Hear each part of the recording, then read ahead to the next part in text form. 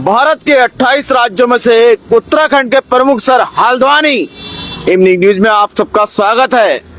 नया साल है, नव वर्ष का माहौल चारों तरफ कायम है।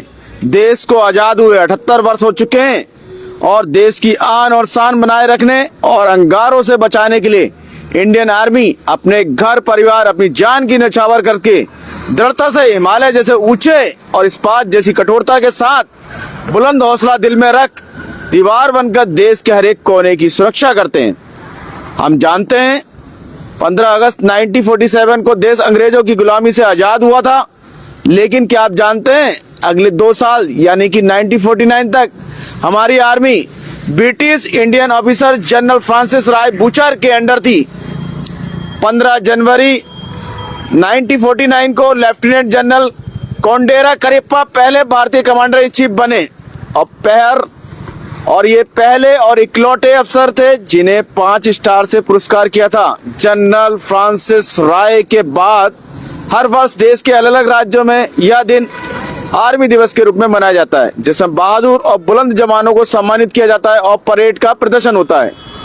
इस वर्ष यह जयपुर के राजस्थान के महल रोड जगतपुरा में हुआ। इसका उद्देश्य रहता है सेवा परम धर्मो। शौर्य संध्या जयपुर में आज रक्षा मंत्री राजनाथ सिंह ने सेना का हौसला बढ़ाया। ऑपरेशन सिंदूर के बारे में कहा कि अभी ऑपरेशन खत्म नहीं है, चलता रहेगा, और सभी सैनिकों से मुलाकात करी। देश में आज सबसे बड़े बीएमसी का चुनाव संपन्न हुआ। 50% मतदान हुआ। बीजेपी, शिवसेना, उद्धव राज ठाकरे, कांग्रेस और अन्य दलों में से जिसका महापौर बनेगा वो अगले 20 घंटे में लगभग क्लियर हो जाएगा। दर्शकों बता दें, देश में चाहे किसी की भी सरकार हो, 3 दशकों तक ठाकरे बंदों का जलवा रहा। अब देखना है कि ठाकरे का जलवा होगा या जलमग्न होंगे। फिलहाल खबर संसार वास्तविक रिजल्ट पर ही बात करता है। 16 की सुबह तक को दर्शकों को बता दें, बीएमसी के दायरे में 10 लोकसभा और 21 विधानसभा की सीटें आती है करीब। जी हाँ, और करीब 75,000 करोड़ का बजट है सबसे ज्यादा। दिल्ली का 17,000, चेन्नई का 9,000 करोड़, तो कलकत्ता का आपका 6,000 करोड़ है। और आपको बताए चले, यहाँ के लोगों की समस्याओं का दायरा भी अलग है। जैसे झुग्गी झोपड़ी वाले की समस्या अलग है, चौल की अलग है, फ्लैट वालों की अलग है, बंगला वालों की अलग है, क्योंकि यहाँ सबसे खरबपति लोग रहते हैं। 92 खरबपति रहते हैं देश के सबसे ज्यादा। इधर नैनीताल जनपद में कक्षा 1 से 5 तक स्कूलों की छुट्टी रहेगी, अब सोमवार को खुलेंगे। इधर जनपद में बकायेदारों की राजस्व की वसूली तो डीएम रियाल ने आदेश जारी किए हैं। और इधर भीमताल में मीटिंग हुई, जो वनों में लगने वाली आग को लेकर प्रॉपर योजना बताएं, डीएम रियाल ने आदेश जारी किए हैं। इधर खटीमा में सेना दिवस धूमधाम से मनाया गया। सिविल जज जूनियर डिवीजन उद्धवपुर एवं पूर्व सैनिक कल्याण संगठन खटीमा द्वारा संयुक्त रूप से खटीमा में सेना दिवस मनाया गया।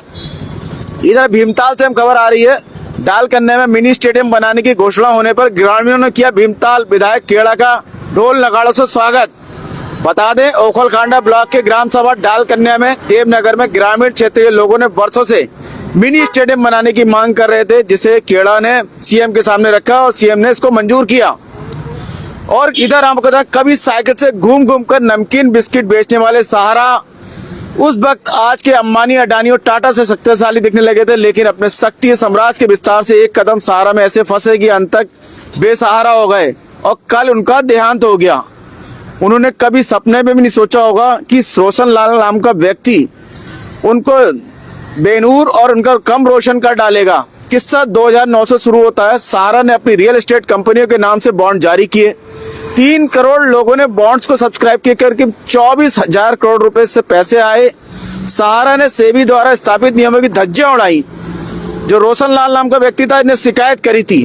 जी हाँ, फिर हुआ सेबी की जांच का खेल और सेबी ने फिर जो खेल शुरू हुआ, उसके बाद सहारा ने सेबी के कहने पर करीब 31,000 से अधिक कॉटन भरे 127 ट्रक भरकर डॉक्यूमेंट सेबी के ऑफिस के भेज दिए। बॉम्बे में तब जाम लग गया था, सुर्खियों में आ गया था मामला और मीडिया का ध्यान पूरी आकर्षित किया था। तो लगातार आप देख सकते हैं कि किस तरह उनका देहांत हुआ है और किस तरह वो अर्श से फर्श पे आ गए। इसलिए कहा जाता है कि शिखर पे तो पहुंच जाओगे, लेकिन शिखर पे घर नहीं बनाया जा सकता। तो ये अहंकार है। फिलहाल हम आप लोगों को दिखा रहे हैं ट्रांसपोर्ट नगर चौराहे हम मौजूद के गोलापार नारायण नगर के पास। देख रहे हैं आप सीधी तस्वीरें, जहां आग लगी पड़ी है विद्युत पोल के पास भी। बहुत मुश्किल लोगों को बुलाया गया और नगर निगम की टीम यहाँ आई और आग बुझाई, जैसे कि आप देख रहे हैं। सीधी तस्वीरें खबर संसार आपको दिखा रहा है।